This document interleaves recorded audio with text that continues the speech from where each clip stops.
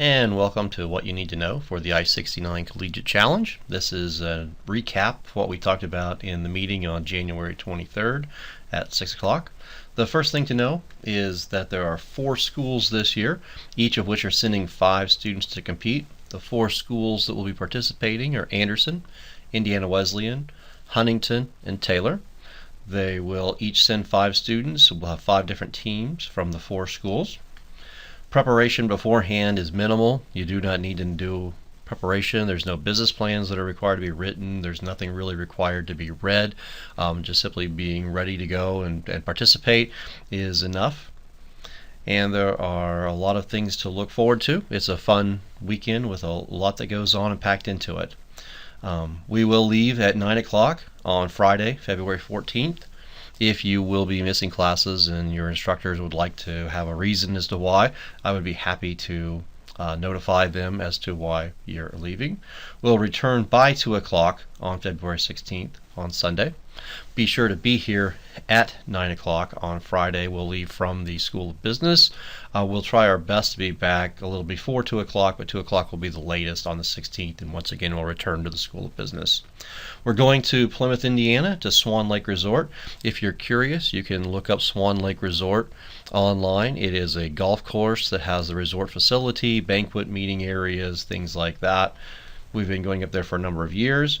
Do bring a presentation outfit and any technology you want to use, whether that be an iPad, a laptop, your phone, anything along those lines. You do not need to bring anything else.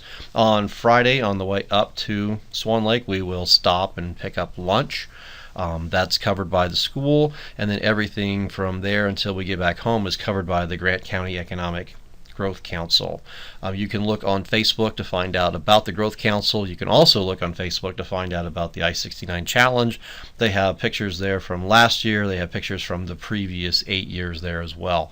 One of the advantages of looking at the pictures online is that you can see the facilities and sort of see what the presentation area is like. The contestants last year were Brianna Bish, Josh Compton, Billy Dietz, Kristen Anderson, and Ren Hardwick. Josh, Billy, and Bree were all winners, and you can ask them about their experience, and if you have any questions specifically that you want to know, what would be some tips or tricks or things like that, they would be individuals you want to talk to about that. The question that will be posed is how to make a profit from a social problem. Now, probably by now you've heard from the Grant County Growth Council, and they've had you take a creativity survey and things like that. And so you realize that on some things they're very nitpicky about what they want, others are very broad.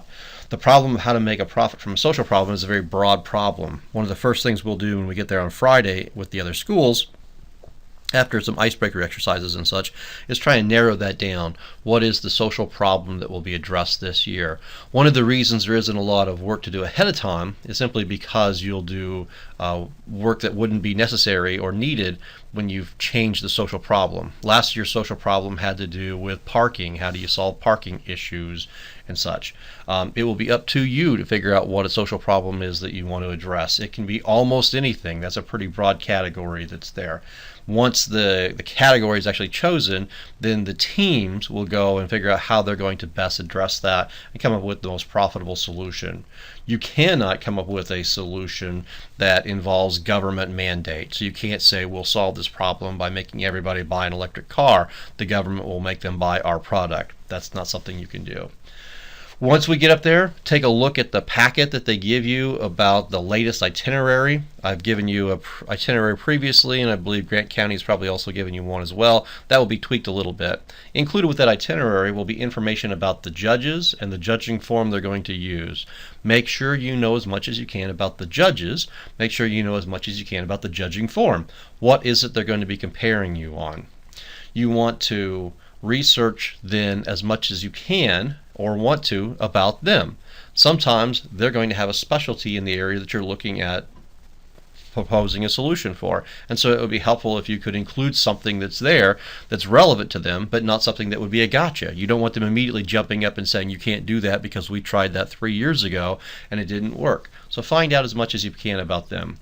Use the practice times that are allowed. There's a practice time on Saturday before the presentations are due. That gives you the chance to use the room you'll be presenting in to sort of see it and get some feedback from the faculty. There's also a time to meet with the faculty on Friday night after you've been working in your groups for a little while. That's a great brainstorming type time. Bounce ideas off of them. Use your resources, including the faculty who are there, as much as you possibly can.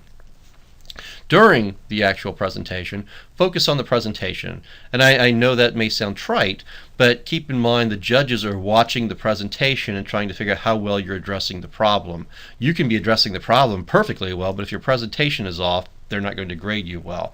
If your presentation is well, but your content is weak, they're going to grade you well. They're looking at the presentation. You have 15 minutes to make that presentation. You have up to 15 minutes for Q&A. You want to always appear as if you are on, as if you know what you're talking about, and as if this is the best presentation you've given. Make an impression on those judges. Shake hands with them. Shake hands either when you come in, shake hands when you leave, shake hands with them at some point in time. Introduce yourself to them. Give them something to remember you by. Have your team give them a piece of paper that has information, bullet points on it, that they can take back into deliberations and remember, that's the team that gave us this piece of paper. Make an impression on those judges. If you have any questions whatsoever, either at the conference, either before the conference, either after the conference, or any point in time, feel free to contact me. You can contact me through email, you can contact me through my office phone, and you can also contact me through my cell phone. Feel free to call me if you're having a problem up there. Feel free to call me if you're having a problem before we go, you're running late, anything like that. Feel free to let me know and ask me any and all questions. That's where we'll conclude it at this point in time.